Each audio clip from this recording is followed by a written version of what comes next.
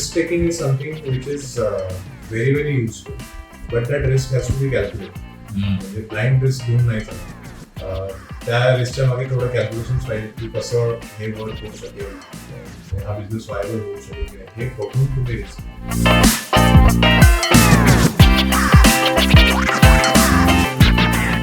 तर आज आपल्याबरोबर आहे Rohan Kulkarni. Rohan Kulkarni is an entrepreneur who did his engineering and MBA आणि त्यानंतर त्यांनी IT स्टार्टअप्समध्ये काम केलेलं आहे आणि then he went to do his own startup Karpas which is organic baby apparel brand in Pune. आणि रोहन, वेलकम टू काय बोलताय. कसं वाटतंय तुला आणि काय काय म्हणतोस? मस्त झकास. म्हणजे first of all thank you so much for inviting me here. कारण हा माझा पहिला एक्सपिरियन्स आहे पॉडकास्टचा. पॉडकास्ट पाहिले पण feeling very honoured to be a part of the thank you so much. काय बोलताय पॉडकास्ट. आणि कल्पना भन्नाट वाटली आहे मला. म्हणजे ऑनेस्टली मराठीमध्ये पॉडकास्ट चालू करणे ही कल्पना एकदम झकास आहे. आणि आपल्या मातीतल्या आपल्या तरुणांना तो वाव मिळावा की म्हणजे बोलतोय कोणीतरी आपल्याला काही प्रश्न विचारतात. प्रत्येकाची जर्नी असते. ऍब्सोल्युटली. सो ती प्रत्येकाला स्पेशल असते आणि त्यात काही मोठं छोटं असं काही नसतं. सो फॉर मी असं वाटतं की प्रत्येक जण including you who started this podcast. This is very fantastic. So thank you so much. Thank you so much for coming.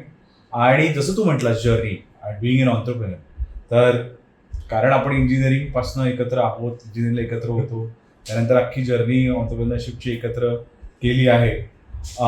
तर या जर्नीचं थोडं आमच्या व्ह्युअर्ससाठी एक हायलाईट देशील, कारण का ऑन्टरप्रेनर हा सेक्शन आमच्या व्ह्युअर्समध्ये खूप हिट आहे. कारण का प्रत्येकाची जर्नी एक थोडीशी युनिक असते, चॅलेंजेस भरपूर असतात, पण तरी entrepreneurs fall every day and rise every day. तर या जर्नीला अगदी कारण का मला माहिती आहे तू औरंगाबादचा आहेस आणि तिथपासनं ही जर्नी, तर थोडे आम्हाला सांगशील ही जर्नी कशी होती? Yes, definitely. तू या ह्याच्यात मला 4-5 प्रश्न विचारले. I try to answer. Absolutely. So entrepreneur journey honestly लहानपणापासून म्हणजे एक असतं ना की म्हणजे ऑन्टरप्रेन्युअर व्हायचंय हे असं कोणी ठरवून असं होत नाही. पण माझ्या केसमध्ये थोडंसं असं आहे की लहानपणापासून मला एक फॅसिनेशन होतं की यार बिझनेस करायला पाहिजे. बिकॉज आय सीन, आपण पाहिलंय लहानपणीपासून की बिझनेस करणारे लोक काहीतरी वेगळेच असतात. ते टीव्हीवरती दिसतात, त्यांच्याकडे भरपूर गाड्या घोड्या असतात वगैरे वगैरे. सो हे लहानपणाची माझी इमेज तुला सांगते. सो ते एक थॉट प्रोसेस डोक्यामध्ये खूप आधीपासून होती की यार somewhere if given a chance I would love to do my own business. आणि दॅट समवेअर क्लिक. सो जसं तू म्हणालास की मी इंजिनिअरिंगच्या अगोदर औरंगाबादला होतो, तसा माझा जन्म पुण्यातला आहे. पण आई वडील माझ्या औरंगाबादला होते, त्यामुळे तेव्हा शिक्षण माझं तिकडे झालं. मराठी मीडियम शाळेत शिकलो आणि ते झाल्यानंतर I got a chance to come to Pune. 12वी नंतर मी इंजिनिअरिंगसाठी पुण्यात आलो. And it all started I think there. आपण इंजिनिअरिंगला एकत्र होतो. So that is a altogether wonderful story that we have. But या म्हणजे तेव्हा आय थिंक मी इंजिनिअरिंग नंतर 2011 नंतर I had started a company that was into analytics. So ती अनालिटिक्स म्हणजे तेव्हाच मला तो एक फील आला होता की ओके, कॉलेज प्लेसमेंट झालं, ते सगळं झालं, जॉब मिळाला, पण ते जॉबमध्ये मजा येत नव्हती. 9 to 5 ही एक कॉन्सेप्ट डोक्यात बसत नव्हती. म्हणजे 5 नंतर मी काम नाही करायचं असं आहे का वगैरे असे प्रश्न. आणि हे काम मी जे दुसऱ्यांसाठी करतो ते मी स्वतःसाठी का नाही करू शकत, बरोबर, हा एक मोठा प्रश्न काय मनात होता. Because we know for the fact की जेव्हा आपण दुसऱ्यांसाठी काम करतो तेव्हा ते काम आपण तितक्या मनाने करत नाही जेवढं काम आपण स्वतःसाठी करू शकतो. आणि दॅट समवेअर क्लिक. आणि देन आय थॉट की यार, then I quit the job जो मला कॅम्पस प्लेसमेंट थ्रू मिळाला होता, बिकॉज मजा नाही आली ऑनेस्टली. आणि ती किक मला तेव्हा बसली जेव्हा I got introduce to analytics, which I was not aware of. Of course everybody gets to know about something in the parts of the life when we're trying to understand की okay कसं आहे computers engineering केल्यानंतर त्याच्यामध्ये काय काय गोष्टी येतात. So त्यात एक अनालिटिक्स पार्ट मला आय गॉट एक्सपोज टू. ते मला भयानक आवडलं. आणि that is when I got introduce to a tool. मग त्या टूलचाच मी एक बिझनेस स्टार्ट केला त्यावेळेला. मी implemented a couple of projects, मजा आली. लेटर ऑन आय थॉट की लेट्स डू दिस, म्हणजे let's continue doing this and this is it. But then घरच्यांकडनं इमिजिएट क्वेश्चन की अरे तुझं वय काय, तू करतोय काय, 21 वर्षाचा, तुला आत्ता मिशी दाढी आली आणि तू डायरेक्ट बिझनेस. घरामध्ये आमच्या घरामध्ये असं काही बॅकग्राऊंड नाही. सो सगळ्यांनी they come from a very very humble beginning, so to say की हँड टू माउथ बिगिनिंग माझ्या बाबांच्या काळात. So they have known to only to work as a job आणि अर्न आणि देन डू युअर लिव्हिंग. बरोबर. So that same moment बाबांनी मला म्हणलं की अरे नाही, तू आत्ता इतक्या लवकर असं काही बिझनेस वगैरे स्टार्ट करू नको, थोडंसं तुला शिक आणि मग कर.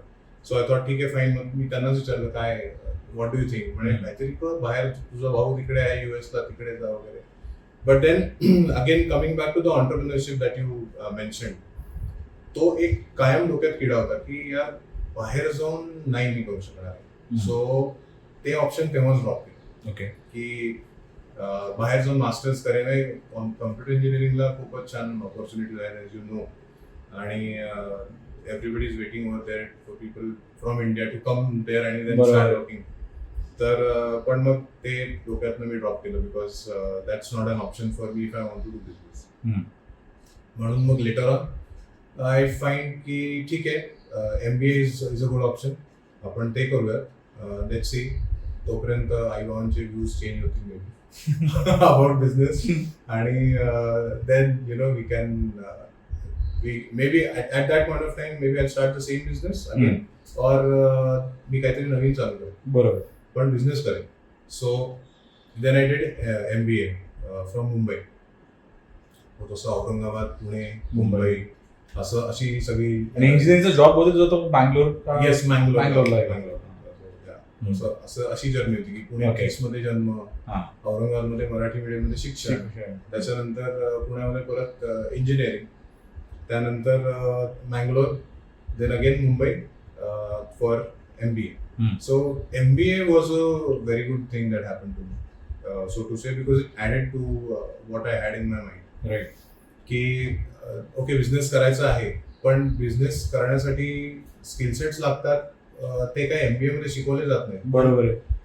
त्याच्यासाठी how do you look at a business is something that I got to know from MBA, which really help. Okay. आणि I think first year of MBA माझं जेव्हा कम्प्लीट झालं होतं, that is when I came across this idea which I am currently doing, which is organic baby clothing brand. So इंडियातला amongst the first brands that we started. आणि I would tell you the exact story अशी की MBA first year नंतर there was a mock interview happening in our college, आणि I was one of the fortunate enough to get selected in the mock interview itself. Okay. So असं झालं की panellist जे असतात ते बाहेरनं इंडस्ट्री एक्सपर्ट्स असतात, ते येतात, आणि generally the idea is to grill students and make them understand की ऍक्च्युअल इंटरव्ह्यू कसा असणार आहे. बरोबर. आणि what you will be asked and what is expected out of you. बरोबर.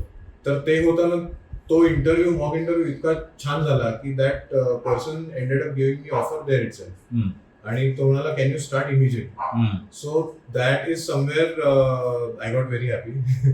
आणि तिथे मला असा, so I asked him immediately की माझं अजून करिक्युलम पूर्ण नाही झालेलं आहे, this is my second year start, आणि this is a mock interview. So म्हटलं परमिशनची काळजी तू करू नको, आय विल डू इट. म्हटलं fine. So that is when I accepted the offer and I started working the second year of MBA. Okay. Which is not usually the case. Generally जून मध्ये pass out होतात आणि मग त्याच्यानंतर 2-3 महिन्यांनी joining असतं. But my job started जूनच्या अगोदर 8 महिने. Okay. Somewhere in the November मध्ये मी चालू केला माझा job. So I started working with the IIT Bombay startup, incubated in IIT Bombay. So तिथे it also continued from my previous experience of analytics. So तिथे I was placed in that. So सांगायचा मुद्दा असा आहे की second year मध्ये I started doing a job which I got selected into, and I also parallelly started this brand. I mean त्याचा entire homework तेव्हा start झाला होता. और other I would say second year मध्ये स्टार्ट नाही complete झाला होता आणि we had actually come up with a first viable product okay. Of our own. So म्हणजे ह्याची सुरुवात जी झाली ऑर्गॅनिक बेबी क्लोथिंग हा म्हणजे आता प्रश्न लोकांना बऱ्याचदा असा पडतो की अरे तू इंजिनिअरिंग केलं, करेक्ट. त्याच्यानंतर तू MBA मार्केटिंग केलंय आणि अनालिटिक्स मध्ये काम केलंय आणि एकदम तिथून अचानक ऑर्गॅनिक बेबी क्लोथिंग कुठून. सो मेक इन इंडिया हा जो कॉन्सेप्ट मोदीजींनी काढला, somewhere on those lines I was thinking. आणि एक गंमत अशी झाली की मी फर्स्ट इयर ऑफ MBA मध्ये पुण्यात आलेलो होतो फॉर सम फॅमिली फंक्शन आणि माझ्या भावाला त्यावेळेला नुकताच मुलगा झाला. सो माझी वहिनी काही म्हणजे असे कॉटनचे मस्त एकदम सॉफ्ट कपडे होते, खूप छान प्रिंट्स होत्या त्याच्यावरती आणि शी वॉज जस्ट म्हणजे त्या बेबी बरोबर ते गुंडाळलेलं होतं कापड आणि ते सगळं मला खूप कौतुक वाटलं. म्हणलं आणि दिसायला खूप छान आहे, वेंडेर अँड टच सॉफ्ट पण आहे. म्हणलं काय एक्झॅक्टली राहिलं नाही, क्युरियोसिटी होती. सो विचारलं. ती म्हणाली हे मस्लिन फॅब्रिक आहे. म्हणलं म्हणजे काय, कारण तेव्हा तर मला माहिती पण नव्हतं की मस्लिन म्हणजे काय. सो शी सेड की muslin is 100% cotton, is a type of weaving that they do on cotton आणि त्याच्यापासून हे बनवतात. Specially very good for babies, कारण त्यांना बॉडी टेम्परेचर मेंटेन करायला त्याचा खूप यूज होतो. बरोबर. सो म्हणलं हे तर स्पेशालिटी फॅब्रिक झालं. म्हणजे हो ती स्पेशालिटी फॅब्रिक. म्हणलं तू कुठून घेतलीस. सो ती म्हणाली मी US वरनं इम्पोर्ट केलं. तिथे एकदम माझी बत्ती भेटली, डोक्यातली घंटा वाजली की मी म्हणलं का, म्हणजे टू आर अंडरस्टँडिंग कॉटन कुठे सगळ्यात जास्त होतो तर इंडिया, बांगलादेश, पाकिस्तान, चायना, बरोबर, सम पार्ट ऑफ श्रीलंका, असं या ठिकाणी जास्तीत जास्त चांगला सुपिरियर कॉटन इजिप्त वगैरे मध्ये होतो. म्हणजे एशिया मध्ये जास्तीत जास्त होतो. US हून इम्पोर्ट करण्याचं काय कारण. सो ती म्हणाली की मी इथे मार्केटमध्ये सगळीकडे चेक केलं, पुणे, मुंबई, दिल्ली, बँगलोर, म्हणजे मेट्रोचे सगळे मार्केट्स मी पाहिले आणि हे असे प्रोडक्ट्स मला मिळाले नाही. म्हणजे तिचे कोणी फ्रेंड वगैरे असेल ती वाया चेक केलं तर ती म्हणाली असे प्रोडक्ट्स या क्वालिटीचे प्रोडक्ट्स मिळाले नाही. सो तिथे अजून एक घंटा डोक्यात वाजली की अरे ओके, मग तर दिस इज समथिंग विच इज म्हणजे वी शुड लुक इन. बरोबर, की लहान बाळांच्यासाठी आणि it's a perfect image. Just you can imagine की फर्स्ट इयर ऑफ MBA झालेलं आहे, डोक्यामध्ये मार्केटिंगच्या भरपूर आयडियाज येत आहेत आणि बिझनेस करायचा डोक्यात आधीपासून एक थॉट होता. So I thought why not this. I immediately asked की आपण हे एक्सप्लोर करूयात. आणि दॅट्स हाऊ इट स्टार्टेड.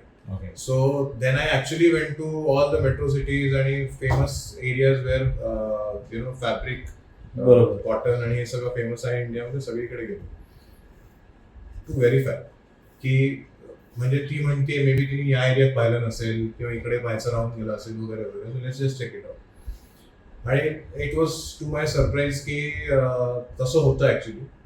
त्या क्वालिटीचे प्रोडक्ट्स आपल्याकडे भारतात बनतच नव्हते. ओके. बनत जरी असले तरी विकले जात नव्हते. सो सरप्राइजिंग थिंग वॉज की एक प्रॉडक्ट आहे त्याची एक्स अमाऊंट असेल किंमत, तर तो US मध्ये जाऊन रिब्रँड होऊन परत इंडियामध्ये इम्पोर्ट होऊन 3 times X व्हॅल्यूला लोक विकत घेतो. बरोबर. आणि मे बी इनिशियल टाइम्स मध्ये म्हणजे माझ्या जन्माच्या वेळेला वगैरे अशी एक थॉट प्रोसेस असेल की इंडियामध्ये म्हणजे महागडे कपडे, महागड्या गोष्टी विकल्या जाणार नाही. बरोबर. But then times have changed. त्यावेळेला people were getting a lot of exposure. बाहेर फिरत होते IT मधनं आणि या गोष्टींमुळे वेगवेगळ्या कंट्रीजमध्ये जात होते, एक्सपोजर वाढलं होतं. So people were appreciating the good quality products आणि they were ready to pay as well. बरोबर. So for me all boxes were ticked की okay this is something which is not available in India easily. This is something, there is no brand which is started in India. Unregulated trade चालू आहे. म्हणजे कुठेतरी बनतंय inferior क्वालिटीचं, traders फक्त ते उचलतात तिकडनं, म्हणजे काय घाऊ प्रमाणात घेतले, 1000 घेतले आणि दुसऱ्या बाजारपेठेत जाऊन विकून टाकले. There is no accountability. So to say की ओके हे ऑर्गॅनिक आहे नाही आहे, because babies skin very sensitive आणि इफ इट इज म्हणजे harmful chemicals are used in the product, there is no one to catch hold of. Can't even know. म्हणजे आपण जे कपडे घालतोय त्याच्यावरती कुठली प्रोसेस झालेली आहे हे तुला शोरूम मध्ये जाऊन नाही कळत. बरोबर. So it is very tricky. आणि that is where then I thought की यार this is a very good place to enter. There is no brand doing this in India आणि we would be able to do it in India, manufacture it in India आणि make in India कॅम्पेनला एकदम apt होईल. All this thought process came in to mind and that's how we started. Okay. So initial journey was very I would not say difficult तर असतेच प्रत्येकाची journey, पण it was very different. For me, I was not having a background of textile engineering or so to understand की बाबा कापड कसं आहे, त्याचं काय काउंट आहे, त्याची काय व्ह्यू आहे, त्याच्यावरती प्रिंटिंग कसं होईल. So all I had to do was on the ground understanding and training myself to get into a product which will be appreciated by lot of people. Amazing. So Rohan, जसं तू सांगितलंस ब्रँडचं नाव आहे कार्पास, ठीक आहे. तर हे नाव कसं सुचलं? Good question. ऍक्च्युली हा प्रश्न बऱ्याच जणांना पडतो की ब्रँडचं नाव कार्पास काढलं. सो माझ्या डोक्यात हा एक म्हणजे त्यावेळेला आम्ही जो काही विचार केला की ओके हा brand is connected to the roots. कारण हे जे प्रोडक्ट्स आम्ही बनवतो ते प्रोडक्ट्स हे बाळांना गुंडाळण्यासाठी वापरतात. म्हणजे आपण दुपटी ते बाळांना गुंडाळण्यासाठी वापरतात. सो ती जी प्रॅक्टिस आहे ती एन्शियंट टाइम पासून चालू आहे. ओके. भारतात चालू आहे, बाकी काही नेबरिंग कंट्रीज मध्ये सुद्धा चालू आहे.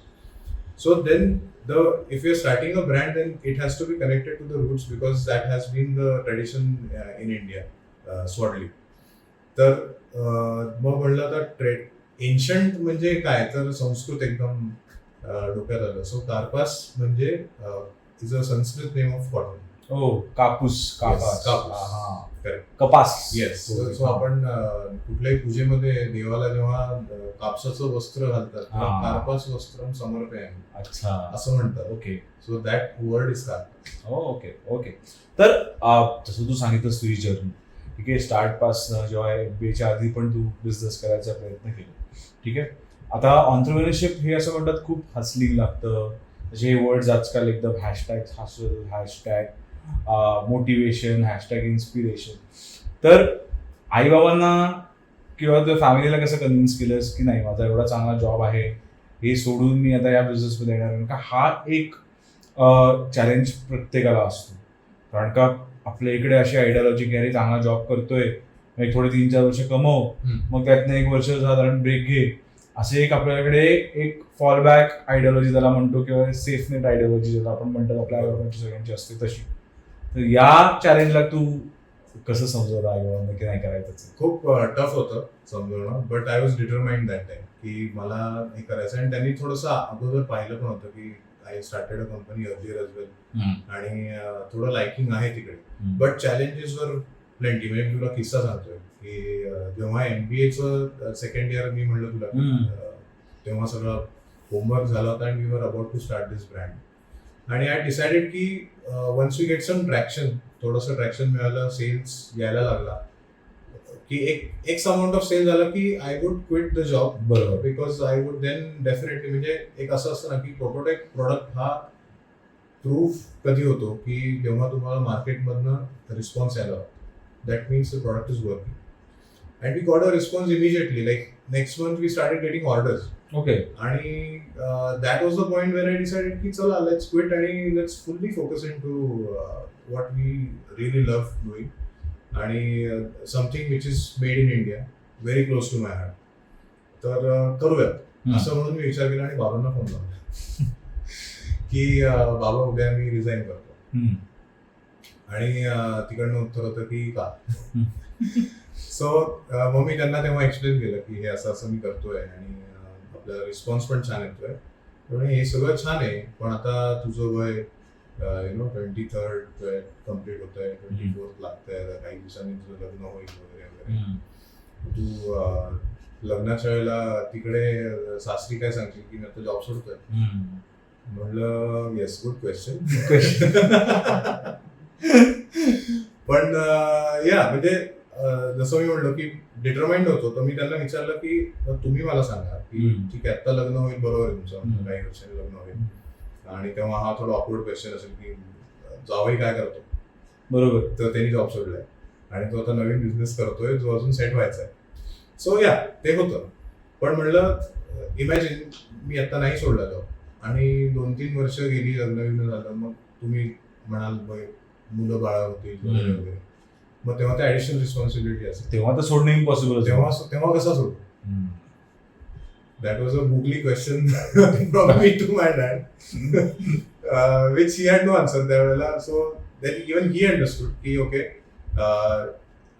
काही काळाने अजून रिस्पॉन्सिबिलिटीज वाढतील, बरोबर, सो टू से खर्च वाढतील माणसाचे आणि त्याच्यानंतर जॉब सोडणं will be much more difficult. So मी त्यांना म्हणलं की मला असं वाटतंय की आता मी खूप रिस्पॉन्सिबिलिटी वाईज लाईट वेट आहे, as the time when I should quit the job. आणि आता मी इंजिनिअरिंग केलंय, MBA केलंय, so I have a safety net. थोडा एक्सपिरियन्स आहे. मी पण थोडासा सिरियस होऊन एक्सप्लेन करायचा प्रयत्न पण केला, which got successful I will say. आणि मग तरी 1 आठवडा त्यांनी वेळ घेतला. मला म्हणले आता उद्या नको टाकूस रेझिग्नेशन, विचार करून. सो देन मग next week then I finally told them की नाही आता मी सोडतो, कारण आय एम रिक्वायर्ड देअर, बरोबर, मोर दॅन एनिथिंग एल्स. त्यामुळे दॅट्स हाऊ घरी एक्सप्लेन केलं आणि वी स्टार्टेड. अमेझिंग. तर मराठी मीडियम मधनं जेव्हा तू पुण्यात आलास, तर जनरली असं मुलांचा एक चॅलेंज असतो की बाबा मला थोडंसं इन्फिरियर वाटतं कारण की जेव्हा सगळं इंग्लिश स्पीकिंग आहे किंवा असं काही. तर या चॅलेंजला तू कसं ऍड्रेस केलंस, काय असं काही चॅलेंज तुला फेस नाही झालं? चॅलेंज होता.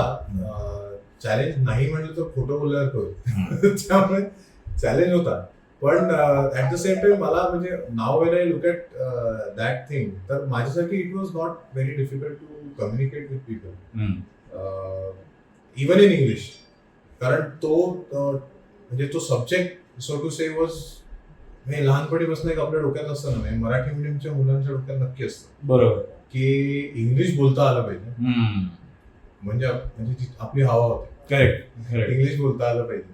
सो तो नोईंगली अननोईंगली एक इंटरेस्ट क्रिएट झाला होता. ओके. आणि मोर दॅन कॉम्प्लेक्स तू म्हणलास ना, मोर दॅन कॉम्प्लेक्स की आपण मराठी मीडियम मधनं आलोय, मला वाटतं ती एक हॅबिट असते टू ऍक्सेप्ट चॅलेंजेस आणि then perform on those challenges. ती एक हॅबिट होती थोडीशी डोक्यामध्ये काय. त्यामुळे मला असं फार विशेष अवघड गेलं असं मी म्हणणार नाही, पण कॉम्प्लेक्स डेफिनेटली होता. सो मी ट्राय केलं, बरेच असे मित्रांबरोबर कॉन्व्हर्सेशन्स केले इंग्लिशमध्ये आणि तिथून मला थोडीशी अजून कॉन्फिडन्स मिळाला की ओके आपल्याला जमतंय. आणि मग असं लक्षात आलं की अरे जे 4 चौघांमध्ये आपण बोलल्यावरती हे पण लक्षात आलं की अरे हे तर इंग्लिश मिडियम मध्ये शिकले, पण मे बी आपण जरा जास्त चांगलं बोलतोय. सो कॉन्फिडन्स अजून वाढला. सो तिथून then there was no stop. त्याच्यानंतर मला असा काही फार विशेष चॅलेंज आला असं कधी नाही. ओके. आता ऑन्टरप्रेनर जर्नी बाबतीत तुझ्या बोलूया, जेव्हा तू सुरू केलंस, ठीक आहे, सुरुवातीला जसं तू म्हटलास तू एक नीड तुला दिसली मार्केटमध्ये, तू ते अनालाइज केलीस, ठीक आहे. त्यानंतर तू प्रोटोटाईप बनवलास, ठीक आहे. तर ही एक जर्नी सांगशील का? कारण का आय थिंक हे तू सगळं अगदी स्क्रॅचपासून करत होतीस. तर आमच्या व्ह्युअर्सना हे ऐकायला आवडेल की तू ती जर्नी कशी मटेरियलाइज केलीस, okay, till your first step. तर या बाबतीत जर आम्हाला तू थोडंसं ब्रीफ देऊ शकला असतं. Definitely challenges, an number of challenges होते, कारण I was getting in to a product which is more of textile orientation than what my background is. कारण मी कम्प्युटर इंजिनिअरिंग करून MBA केलं, त्यात मार्केटिंग शिकलं, सो टेक्सटाईलची काहीच शिकलेलं नाही. So for me to start a brand त्याच्यासाठी मला होमवर्क करणं खूप गरजेचं होतं. बरोबर. म्हणजे असं झालं की आपण एक ऑन द जॉब ट्रेनिंग म्हणतो ना, त्या प्रकारे मी सगळ्या गोष्टी शिकलो. म्हणजे थोडक्यात या कापडाचा टाईप काय आहे, इथून सुरुवात की हे कशापासून बनलेलं आहे, आपल्याला जो प्रोडक्ट बनवायचा आहे तो कसा बनतो, त्याची प्रिंटिंग प्रोसेस काय आहे, त्याच्यामध्ये आपण म्हणजे विविंग हा शब्द मला नंतर कळला, ओके, ही एक मेथड असते की ज्याने आपण हे कापड बनवू शकतो. सो त्याच्यावरती प्रिंट कशी होणार. सो अशी बऱ्याचशा गोष्टी होत्या ज्या अंडरस्टँड मला त्यावेळेला ऑन द जॉब करायला लागल्या. बरोबर. आणि तिथे खूप चॅलेंजेस आले. टू म्हणजे टू स्टार्ट अंडरस्टँड म्हणजे तिथून म्हणजे for a textile engineer may be it is very easy की हा हे सगळं मी शिकलेलो. But for me it was की ओके, कारण जर प्रॉडक्ट मला वायबल करायचं आहे तर everything has to fit in the competitive space including the price. बरोबर. So for that you need to have lot of knowledge about की हा प्रोडक्ट बनेल कसा, मी कसा कमीत कमी कॉस्टमध्ये मॅक्सिमम क्वालिटी प्रोडक्ट बाहेर आणू शकतो. सो तिथे बरेच चॅलेंजेस आले, बट देन ते ऑन फील्ड मी शिकलो हळूहळू एक एक करत. बऱ्याचशा ठिकाणी पडलो, तिथे कळलं की ओके हे असं नव्हतं करायला पाहिजे. Later on then we learn from it and that's how we came to a final product that you see now. Okay. जसं तू आता जस्ट म्हटलास MVP म्हणजे मिनिमम वायबल प्रोडक्ट, ही फक्त एक कन्सेप्ट आमच्या व्ह्युअर्ससाठी जरा एकदा समजवशील फक्त की? हा शुअर. सो MVP म्हणजे मिनिमम वायबल प्रोडक्ट जे आपण म्हणतो, तो म्हणजे की एक प्रोडक्ट आपल्याला वाटतोय की छान आहे, पण तो लोकांना वाटतोय का. करेक्ट. हा म्हणजे आपल्या रोजच्या भाषेत दिलेलं उत्तर आहे की आपल्याला आपले प्रोडक्ट, आपली मुलं आपल्याला छान वाटतं. करेक्ट. सो ती लोकांना वाटतायत का, इज अ MVP. सो जो प्रोडक्ट आमच्या डोक्यात आला आणि त्यावेळेला प्रोटोटाईप बनवला, तो आम्ही ऍक्च्युली बऱ्याच मदर्सला वापरायला दिला. So to get their feedbacks की तुम्हाला कसं वाटतोय. आणि टू माय सरप्राईज असं होतं की ज्या आम्ही 7-8 आयांना, थोडक्यात पेरेंट्सला हे प्रोडक्ट दिले होते, त्यातल्या 2 जणांनी इमिजिएटली मला विचारलं की हा प्रोडक्ट तुम्ही प्रोडक्शन मध्ये आणलाय का आणि आम्हाला हवाय. अरे. So that was MVP for us, की मार्केटमधून डिमांड आली आस्किंग की हा प्रोडक्ट विकताय का तुम्ही, आम्हाला हवाय. बरोबर. सो दॅट रिअली मेड की ओके, जो प्रोडक्ट तुम्हाला वाटतोय की हा छान आहे, तो लोकांनाही वाटला आणि लोकांनी त्याला पैसे देऊन विकत घेण्याची तयारी दाखवली. That is wear your MVP is build. बरोबर. मिनिमम वायबल प्रोडक्ट बरोबर. You can start selling. Okay, thank you. मला माहिती आहे आपण दोघं एकत्र इंजिनिअरिंगला होतो, मग आपण MBA केले दोघांनी. पण कधी कधी असे प्रश्न येतात की अरे मग इंजिनिअरिंग का केलं, मग MBA का केलं, की काय तुला पॉडकास्टच करायचं होतं, तुला बिझनेसच करायचा होता, काही करायचं होतं, मग हे कशाला केलं. पण त्याचं उत्तर मी वेगळं देतो लोकांना. तर मला तुला असं विचार, तुला असे प्रश्न पण येत असतील लोकांकडून, तर मग तू या प्रश्नाचं उत्तर कसं देतोस? कारण का म्हणतात असं भारतात की जर इंजिनियर झाला, आधी इंजिनिअरिंग करू मग बघू काय करायचं.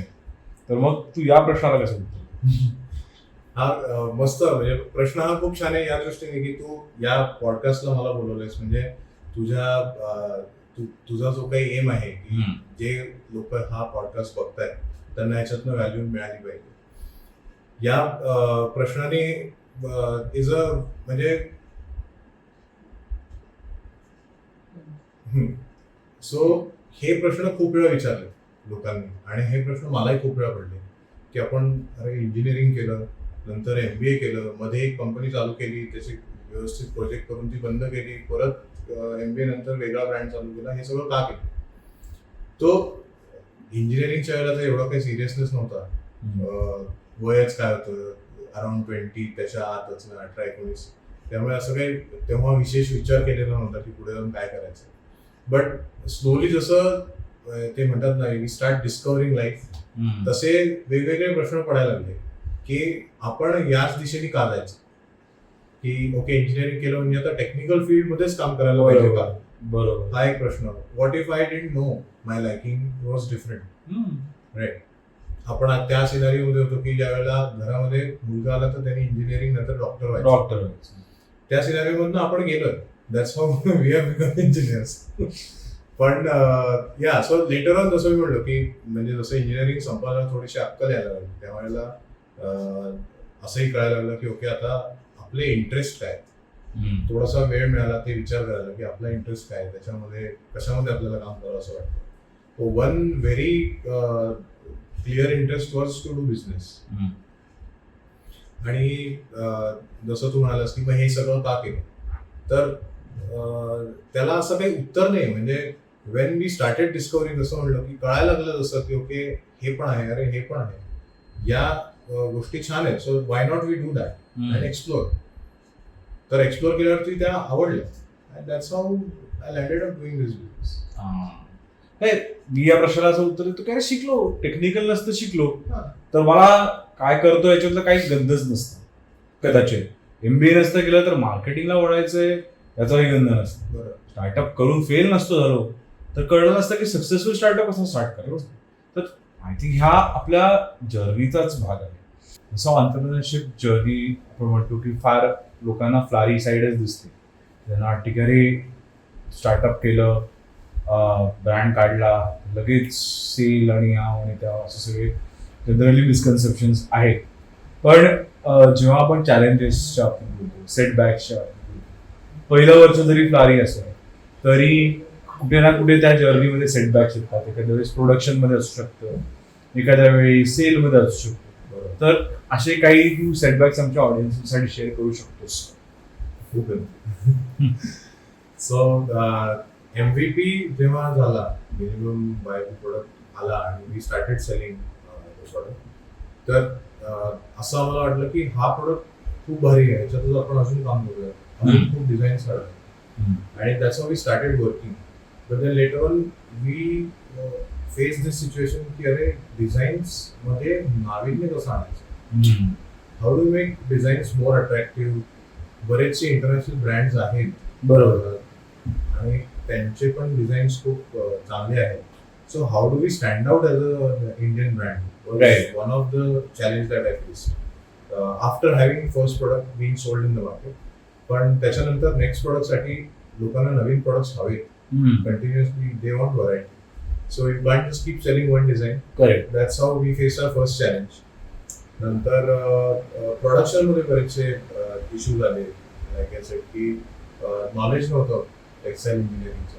सो याचे स्पेक्स म्हणजे कापड जेव्हा बनतं त्याचे स्पेसिफिकेशन असतात. सो ते स्पेक्स डिराईव्ह कसे करू आणि ते मेंटेन कसे ठेवू. बरोबर. That was another challenge that I face, and that was a bigger one because to maintain the consistency of the product you need the same specs to be produced because that's what people have loved.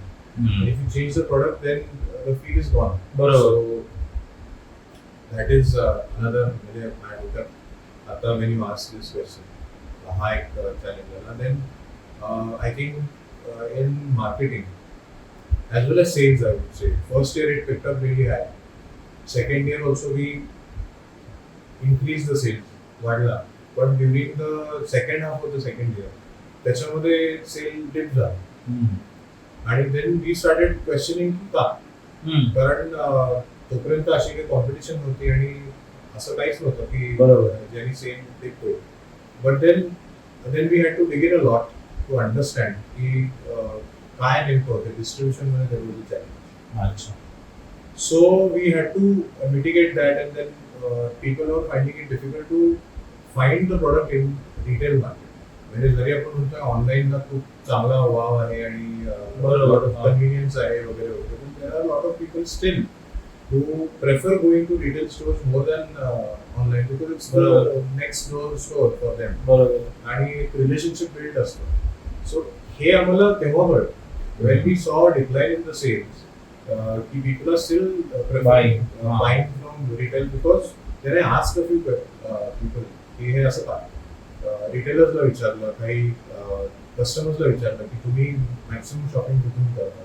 We had to dig in a lot for understanding that. तर तिथे त्यांचं असं म्हणणं पडलं which we understood later and too valid point की लहान बाळ आजकालच्या जगामध्ये न्यूक्लिअर फॅमिलीमध्ये एक किंवा दोन असतात. बरोबर. So everything has to be special for that kid. And for a mother जोपर्यंत एक आई त्या कापडाचं फील घेत नाही तोपर्यंत त्यांना त्याचा कॉन्फिडन्सच नाही.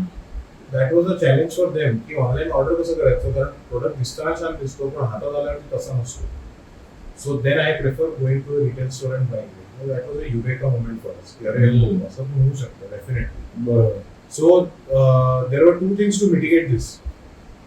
One is increase your distribution, how you can reach to lot of stores. That was one answer to it.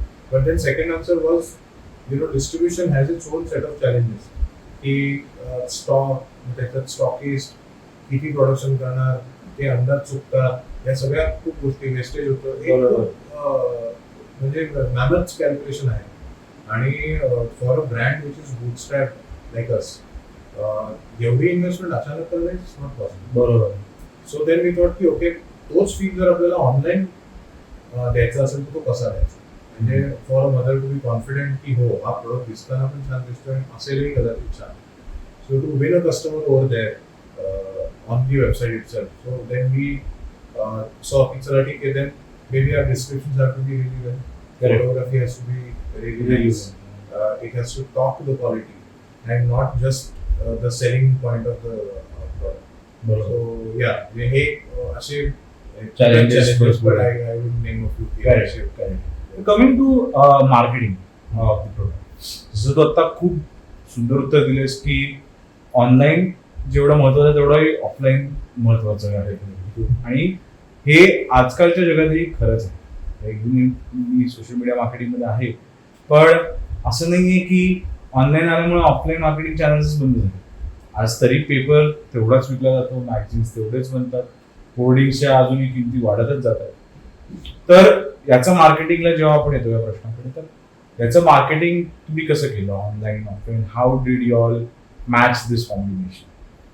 So हे टफ होतं, कारण जसं मी म्हणलो की स्टार्टअप ब्रँडसाठी प्रॉडक्टमध्ये इन्व्हेस्टमेंट करू का मार्केटिंगमध्ये इन्व्हेस्टमेंट करू, ऑलवेज अ बिग क्वेश्चन. बरोबर. की हा प्रोडक्ट विकतोय तर मी ह्याचं मार्केटिंग अजून करू का मी अजून एक नवीन प्रोडक्ट काढू आणि तो विकू, इट्स अ क्वेश्चन. आणि that is a dilemma in every startup. की आता म्हणजे what's next, shall I diversify in to another product का मी कुठेतरी होर्डिंग वरती इन्व्हेस्ट करू आणि कुठे ऑनलाईन मार्केटिंग तर करतोच आहे, पण ऑफलाईन मध्ये कुठे व्हेंचर आउट करू का and invest a lot of money in to that.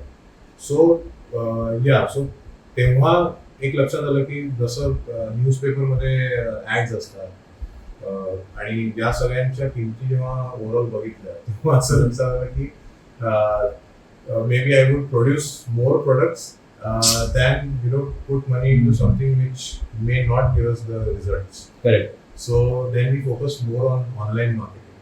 Okay. And how to reach out to more customers in terms of making them understand the product quality आणि हे सगळं त्यांना समजवता येईल या गोष्टीवरती जास्त इन्व्हेस्ट करूया. राईट. असा एक डिसिजन आम्ही घेतला आणि त्याचा मिक्स असा होता की ओके फाईन, ऑफलाईन मार्केटिंग करणं गरजेचं आहे. So we setup a few kiosk in to hospital also, की तिथेच आपण मे बी एज्युकेट करू शकतो लोकांना की okay this is a product which is very useful आणि यू शुड यूज दिस. त्याची थोडासा ब्रीफ मी तुला सांगतो की why we think people should use this product. So आपल्या लहानपणी किंवा आपल्या आईबाबांच्या काळामध्ये आजीच्या सुती कापडाच्या साड्या असायच्या आणि ते वापरून किंवा धोतर असायचं अजून, ते वापरून एकदम मऊ झालेलं असायचं. सो ते बाळांसाठी एकदम छान उबदार आणि एकदम मऊ, ती फिलिंगच डिफरंट होती. पण आत्ताच्या काळात असं झालंय की एकतर न्यूक्लिअर फॅमिली झाली, जसं मी म्हणलो की एक किंवा दोनच मुलं असतात. सो त्यांना जे काय देणार ते स्पेशलच. जुनी साडी कशी वापर हा पहिले प्रश्न. देन आता तशा आज्या राहिलेल्या नाहीयेत की ज्या नऊवारी साड्या सुती एकदम काही असतील ऑफकोर्स, पण कमी झाल्या. धोतर घालणारे आजोबा पण आजकाल फार कमी दिसतात. सो तसे प्रोडक्ट्स लोकांना म्हणजे ते कापड अवेलेबल नाही आणि नवीन द्यायचंय बाळाला तर मग ते कसं देणार. So that is where our product fits in की ओके तोच फील आहे, everything is same plus it's organic. So म्हणजे जस्ट टू आन्सर की हे कसं फिट्स इन द प्रोडक्ट की तुम्ही का वापरलं पाहिजे. बरोबर. So this is very easy. Okay okay. Collaboration आणि नेटवर्किंग हे ॲज अन ऑन्टरप्रेनर किती महत्त्वाचं असतं? ट्रिमेंडस. बऱ्याच म्हणजे ह्याचं एक एक्झाम्पल मी देईन असं की बऱ्याचदा असं होतं की you have things next to but you don't realise because you not network enough. So असं आमच्या केसमध्ये पण बऱ्याचदा झालं की okay this opportunity was like next to us but we only came across it 3 months later when we started networking. हे जरा म्हणजे आम्हाला नंतर फील झालं की अरे नाही हे म्हणजे कोलॅबरेशनचं networking something which was tremendously well. म्हणजे आता फॉर एक्झाम्पल कोलॅबरेशन म्हणजे आपण ऑनलाईन कोलॅबरेशन पण म्हणतो, जसे Influencer marketing. इन्फ्लुएन्सर्स असतात आणि ते लोक प्रोडक्ट युज करतात वगैरे वगैरे. ह्याचा पहिला फील आम्हाला अनपेड आला. अच्छा. म्हणजे अर्जुन रामपाल हा.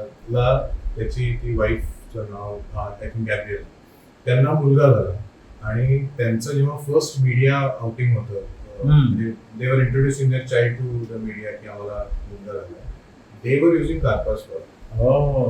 That was a wow moment for us because after that we saw म्हणजे likes pouring in on the Instagram because later on we requested her and she was kind enough to tag us again. Right. आणि then we saw likes pouring in. That is somewhere we felt like wow, okay, somebody like this is using our product that our product is really good. And this is something like collaboration तू म्हणालास ना की this is something that can pour in a lot of life, then we should do more of this. मला वाटतं हिना खानने पण काहीतरी तिच्या Yes. Neiphiu का साठी हो. घेतलेलं तेव्हा tag Hina Khan has used the product. Sania Mirza has used the product. So असे काही we were fortunate enough की काही सेलिब्रिटीजनी आम्ही न पाठवता ते प्रोडक्ट वापरले आणि they loved it. तर माझा याच्यावर फॉलोअप क्वेश्चन असा आहे की जेव्हा आपण इन्फ्लुएन्सर मार्केटिंग म्हणतो ह्यानी इन्फ्लुएन्स होतो पण सेल होतो काय, कारण का आम्हाला खूप लोकांनी असं म्हटलं की आम्ही इन्फ्लुएन्सर मार्केटिंग केलं पण सगळं त्याला ब्रँड अवेअरनेस मिळालं, सगळं मिळालं त्यांना, फक्त सेलच नाही मिळालं जेवढं त्यांना एक्सपेक्टेड होता. तर तुझ्या एक्सपिरियन्स मध्ये काही? सो आमच्या केसमध्ये हे खूप म्हणजे इम्पॉर्टंट आहे ऍक्च्युली, कारण तू जसं म्हणलास की नेटवर्किंग आणि कोलॅबरेशनचा काय उपयोग होतो आणि पीपल आर डुईंग कोलॅबरेशन त्याचा फायदा होतो का नाही, तर आमच्यासाठी डेफिनेटली झाला. कारण की असं होतं की बऱ्याच लोकांना ब्रँड बद्दल माहिती नव्हतं. बरोबर. आणि असे प्रोडक्ट्स अवेलेबल आहेत, जसं मी म्हणलं की सुती साडी आणि तो सुती फील जो आहे एकदम मऊ आणि वॉर्म, ती वॉर्म एखाद्या नवीन प्रोडक्ट मध्ये मिळू शकते ही कल्पना लोकांना नव्हती. आणि when they saw these famous people किंवा celebrities using the product, that's when they got aware की ओके असा एक ब्रँड आहे कार्पास नावाचा जो मेड इन इंडिया आहे आणि आपल्याकडे अवेलेबल आहे, ऑनलाईन आहे, डिलिव्हरी पण करतात वगैरे वगैरे. सो दॅट ॲक्च्युली हेल्प आणि सेल्स म्हणजे आम्हाला आला त्याच्यात. Collaboration really work. आता जेव्हा तू कार्पास चालू केलास तेव्हा you were not married, neither were your parent, but now you are married, you are parent. तर how do you see this industry now? Since lot of things change. म्हणजे for me that time it was like I was learning by observing other people and their ways. So आमचे fun fact अशी आहे की for me to understand this because I am running this business, मला हे समजण्यासाठी आम्ही काय करायचो, we use to call up groups of mommies to our office. बरोबर. आणि त्यांना आम्ही प्रोडक्ट लॉन्च करायच्या वेळेला प्रोडक्ट दाखवायचो की हा असा असा प्रोडक्ट आहे, give us your honest opinion. आणि त्याच्यामध्येच म्हणजे it was a gold mine for me, because त्यावेळेला असं तू म्हणला तेव्हा तू स्टार्ट केलंस तेव्हा तुला म्हणजे तुझं लग्न झालेलं नव्हतं आणि बाळही नव्हतं, तर that was a gold mine for us because they immediately started sharing experiences की ओके या प्रोडक्टमध्ये हे असं पाहिजे किंवा या प्रोडक्ट बरोबर हा एक कॉम्प्लिमेंटरी प्रोडक्ट हवा आहे. So I really started making notes then itself की okay maybe you know some ideas are viable, some ideas are not, but you get a lot of ideas तिथून आणि that has really helped us. And now that I'm a parent, so I'm going through that journey. So आता for example जेव्हा इरा म्हणजे माझी मुलगी झाली, तिला बंडी हा जो एक प्रकार असतो, आय नेव्हर थॉट की आम्ही यूज करू, पण she is so comfortable that we launch the product. Okay, so ते स्लीवलेस झबले म्हणतो आपण, ते झबले आम्ही लॉन्च केले त्यावेळी. Okay, because we got to know की अरे ह्यांना जो कम्फर्ट आहे तो ह्याच्यात आहे आणि फॅब्रिक इज सेम मसली. सो जे त्यांना दुपटं म्हणून वापरलं तोच अंगाला फील त्यांच्या बंडीमधून त्यांना मिळतो. And then on top of that you make them wear anything else based on the weather. पण या that's how it is really helping की ओके इथे आपल्याला there is some void in the market right which we can fill right. ते तिथून लक्षात येतं. Okay. जसं तू हा ब्रँड आधी पुणे मुंबई मग नॅशनल झालं मग इंटरनॅशनल झालं जेव्हा तू Dubai and all you started exporting. ही जर्नी ही खूप कधी कधी खूप टॅक्सिंग असते. कधी कधी माइंड आणि तुझ्या एव्हरीडे ऍक्टिव्हिटीवर खूप जास्त लोड येतो. ठीक आहे. तर मग तू तुझा माइंड आणि बॅलन्स हा कसा मेंटेन करतोस? What do you do? कारण का कधी कधी ओव्हरवेल्मिंग होतो सगळं. तर त्या दृष्टीने याचं कसं तू बघतोस या गोष्टी? कधी कधी म्हणण्यापेक्षा बऱ्याचदा होतं आणि आता तर खूप जास्त होतं आफ्टर बिकमिंग अ पॅरेंट. कारण you have sleepless nights sometimes आणि then later on you have a baby and that's your another baby that you're taking care of. Correct. So कुठेही दुर्लक्ष करून चालत नाही. That becomes really overwhelming.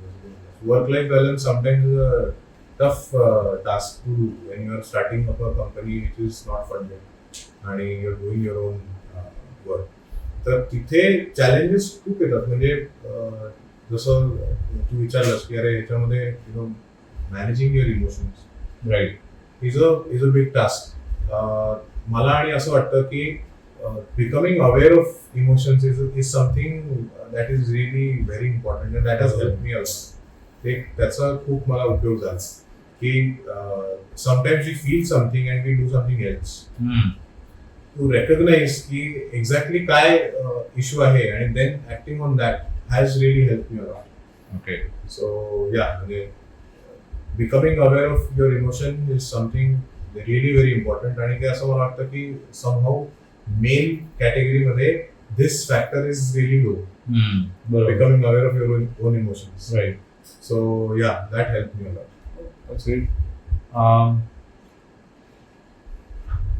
Sustainability आपण म्हणतो organic आणि असं सगळं. तर आता आजकालचा जो कस्टमर आहे तो खूप जास्त जागृत होतोय या टर्म्सला. आपलाही ब्रँड कार्पासही तशाच आहे. तर कुठे कस्टमर्सशी वगैरे डील करताना असे काही तुला गमतीदार प्रश्न किंवा वियर्ड रिव्ह्यूज मिळाले तर त्या बाबतीत काही सांगशील आणि त्या बाबतीत कसं तू डील करतोस? खूप जास्त मिळाले. प्रश्न तर खूप असतात लोकांना. पहिला प्रश्न चालू होतो की ऑर्गॅनिक म्हणजे काय. म्हणजे ऑर्गॅनिक खाल्लंय पण ऑर्गॅनिक घातलेलं नाही. सो त्यांचा क्वेश्चन व्हॅलिड आणि असे आणि मग आम्ही कसा विश्वास ठेवायचा की तुम्ही ऑर्गॅनिकच विकताय. सो हा एक अनदर इंटरेस्टिंग क्वेश्चन. आणि सस्टेनेबिलिटीच्या दृष्टिकोन. हा sustainability. So to answer that म्हणजे आता for us Karpas is now a GOTS certified brand. त्याच्यासाठी आम्ही खास एक सर्टिफिकेशन घेतलं which is a internationally recognized certificate for organic textiles. So त्याच्यामुळे it has become easier to explain people की okay this is something which is certified organic and not that we claim as organic आणि then there are disbeliefs की नाही नसेल तर काय वगैरे. That is one. Second is की आम्ही ओळखायचं कसं आणि ऑर्गॅनिक क्लोथिंग म्हणजे काय हा एक क्वेश्चन कायम येतो. सो तिथे एक्सप्लेन करताना बऱ्याचदा म्हणजे शेतीपासून सगळं एक्सप्लेन करावं लागतं की how do you treat a land to make it organic. म्हणजे लँडला पण तुम्हाला एक ट्रीटमेंट करावी लागते. That has to be like 3 to 4 years म्हणजे विदाउट केमिकल्स. लँडमध्ये कुठली शेती नाही झाली पाहिजे आणि then that's how your land becomes eligible to produce organic products किंवा कॉटन. आणि मग ते त्याचं म्हणजे हे सगळं एक्सप्लेन करावं लागतं मला वेन पीपल आस्क सच क्वेश्चन्स. आणि रिव्ह्यूज तू एक विचारलास गमतीदार खूपच. म्हणजे बऱ्याचदा लोक असं म्हणतात कारण त्यांना मस्लिन हा टॉपिकच माहित नसतो. सो तिथे एक्सप्लेन कसं करायचं इथपासून सुरुवात होते. त्यांना वाटतं कॉटन नाहीच. सो मग ते त्यांना एक्सप्लेन करावं लागतं की नाही मस्लिन हा कॉटनचाच आहे आणि ते ऑर्गॅनिक कॉटन पासून बनवतात. Okay okay. आता ऑन्टरप्रिनरशिप या जर्नीमध्ये तुझा चांगलाच आता एक्सपिरियन्स आहे.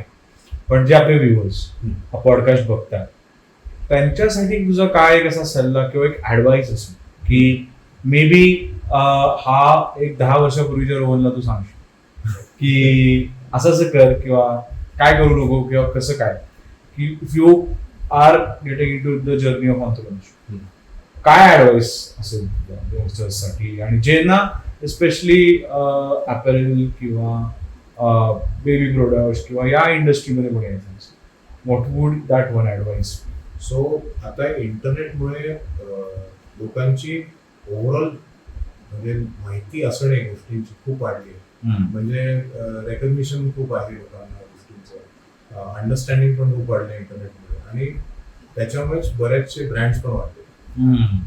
So when you are starting you have always a question की अरे हे तर म्हणजे हा पण ब्रँड करतोय, तो पण ब्रँड करतोय, मी कसं करतो, किंवा असे प्रश्न पडतात, किंवा माझं हे एकच एक फॅक्टर आहे याच्यावरती मी कसा ब्रँड चालू करतो. बरोबर. म्हणजे माझ्या प्रोडक्टमध्ये हेच युनिक आहे, याच्यावरती कसा ब्रँड देतो.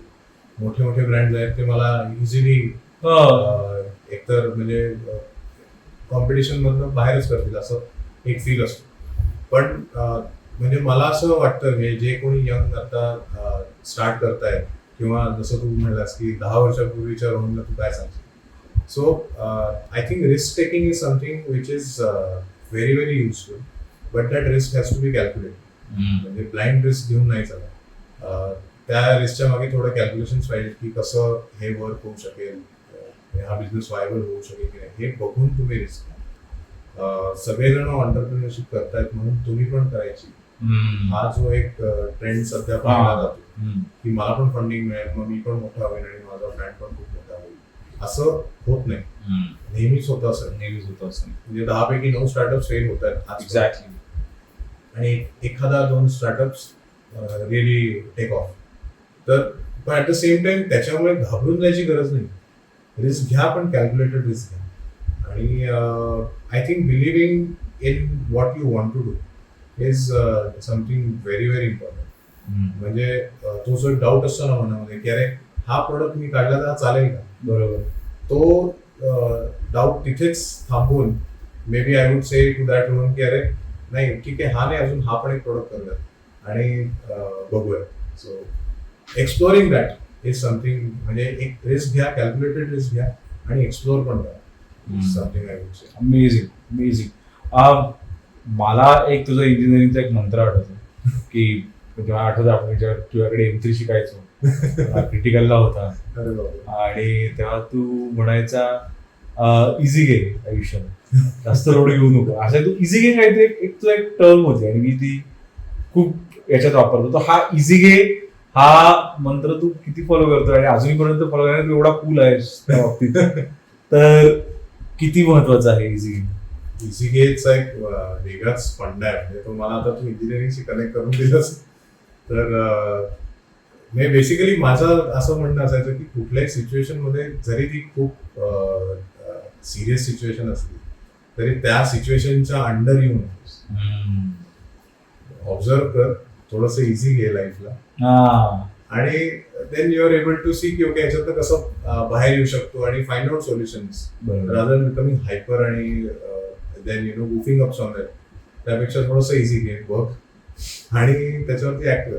सो नाही, तुमच्या व्ह्युअर्सना हा एक मंत्र आहे, इझी घ्या, जसं रोहन म्हटलंय. तर रोहन, आता AI आलेला आहे, आर्टिफिशियल इंटेलिजन्स, ChatGPT, काय काय आपण बघतो, इमेजेस आणि सगळ्या ह्याच्यामध्ये व्हिडिओ पासून फोटोज पर्यंत everywhere we see AI coming in. तर given the industry that you are in, तर how is AI going to work out? आता लोकांच्या अशा मनात असं आहे की अरे AI मुळे माझा जॉब जाणार आहे किंवा असं काहीतरी होणार आहे, तर how do you look at this? So job जाणारे हा एक वेगळाच फिअर क्रिएट झाला आहे AI मुळे. आय डोंट सी की तसं होईल, कारण काही बेसिक ऍक्टिव्हिटीज आहेत ज्या माणसालाच कराव्या लागतात, बरोबर, त्या AI नाही करू शकत. AI काय होतं, एनहान्समेंट होते. तर फॉर एक्झाम्पल समजा काही नवीन टेक्नॉलॉजी प्रिंटिंगची टेक्सटाईल मध्ये आली असेल तर ती मला शोधण्यासाठी it will take some time to for me to reach out to that technology. But maybe with AI I am able to quickly reach out to that technology and use that in my product. Okay, so I don't see की त्यांनी जॉब्सला danger आहे, rather jobs थोडे enhance होणार आहे. लोकांना त्याची help होणार आहे. आता म्हणजे समजा काही नवीन डिझाईन्स करायचे आहेत मला पुढे, बरोबर, तर आय वुड आस्क एआय की अरे which are the trending designs, correct, maybe take inspiration from them absolutely, and do something new. So हे जे आहे ते ती information at your finger tips जी आहे ती एआय मुळे पॉसिबल होती, which I might not end up by googling myself. Correct, कारण तेवढा डेटा मला गुगल नाही करता नाही करणार, जेवढा एआय मला डायरेक्ट आणून देईल. So that is something I use AI for, की म्हणजे असे प्रश्न विचारा की ज्यांनी तुम्हाला उत्तर जे आहे ती युनिक एक्झॅक्टली. सो या म्हणजे तसा याचा वापर डेफिनेटली होईल. आणि टेक्सटाईल फील्डमध्ये असं मी म्हणलो की डिझायनिंगच्या ज्या कॉन्सेप्ट आहेत किंवा मॅन्युफॅक्चरिंगच्या काही प्रोसेसेस आहेत त्याचा यूज मी एआय थ्रू करू शकतो. Okay, so AI in a smart way वापरलं तर ते सगळ्यांसाठी बेनिफिशियल असणार आहे. आणि तू मी असं म्हणलास की तुम्हाला अपग्रेड हे करायलाच लागणार आहे स्वतः, कुठलाही फील्ड असो. आता असं राहिलं नाही की पूर्वी इंजिनिअरिंग केलं तर मग तेच सगळंच वापरत राहणार आहे, असं नाही आहे, बरोबर. तर कमिंग टू कार्पास, काय पुढची स्ट्रॅटेजी आहे कार्पास, काय तुझे प्लॅन्स आहेत कार्पाससाठी, तर ते आमच्या व्ह्युअर्सना जर सांगितलंस तर would love to hear that. Definitely. So आता we are proudly exporting to Dubai, Singapore आणि मलेशिया. आणि आम्हाला बऱ्याचदा असे रिव्ह्यूज आले कस्टमर्सकडनं, who have taken our products from India आणि ट्रॅव्हल टू US किंवा कॅनडा, आणि they have contacted us saying की आम्हाला असे प्रोडक्ट तिकडे मिळत नाही. That makes us really happy की अरे आपण ज्याच्यावर जेवढं पॅशनेटली काम करतोय त्याचे रिझल्ट्स, टेस्टिमोनियल्स येत आहेत आणि customer are asking more of it. So तिथे आता आमचं फ्युचर प्लॅन असा असेल की how we can reach out more and more countries आणि आपले products are made available over there. आणि इंडियामध्ये सुद्धा there is still huge scope that we are yet to capture or explore rather. तर तिथे आम्ही खूप काम करणार आहोत आता. In near future we are looking at नवीन प्रोडक्ट्स लॉन्च करायचे आहेत काही, ते आम्ही त्याच्यावर आता काम करतोय. आणि Tier 2, Tier 3 सिटीज पर्यंत कार्पासला कसं नेता येईल is something that we are working on. Right, wonderful Rohan. आणि मला वाटतंय की खूप छान तू प्रश्नांची उत्तरं दिलीस. आमच्या व्ह्युअर्सनाही ह्याचा खूप जास्ती फायदा होणार आहे, कारण का प्रत्येक जण कन्फ्युज असतं एंटरप्रेन्योरियल जर्नीमध्ये. कारण का त्यांना भरपूर प्रश्न असतात की अरे फेल झालं तर काय करू. प्रोडक्ट MVP जी आज तू कन्सेप्ट सांगितली ती आज आमच्या व्ह्युअर्सना खूप कामात येणार आहे. तर thank you so much Rohan for coming on this podcast. Thank you. आणि तुम्हाला काही प्रश्न असतील, काही पण तुम्हाला एंटरप्रेन्योरशिप जर्नीबद्दल असतील किंवा टेक्सटाईल इंडस्ट्रीमध्ये जर तुम्हाला यायचं असेल तर तुम्ही प्लीज कमेंट करा. We will definitely get Rohan to answer them आणि we will try our best to get them answered. Rohan please आमच्या व्ह्युअर्सना सांग, लाईक करा, सबस्क्राईब करा आणि काय बोलताय फॉलो करा. काय बोलताय हा खरंच एक मस्त प्लॅटफॉर्म आहे आणि मला फार आवडलं. म्हणजे आज इथे येऊन काही माझा एक्सपिरियन्स शेअर करू शकतो which is unique for me. आणि मे बी तुम्हाला आवडलं असं ऐकायला. पण चॅनलला डेफिनेटली सबस्क्राईब करा आणि लाईक करा, बिकॉज असे, आणि मी सुद्धा याचे या चॅनलचे अगोदरचे पण व्हिडिओज पाहिलेत, खूपच अमेझिंग आहेत. वेगवेगळ्या फील्डची लोक येतात आणि त्यांचे एक्सपिरियन्सेस शेअर करतात, ते शिकायला खूप मिळतं. So keep up the great work. Thank you thank you so much for having me. Thank you.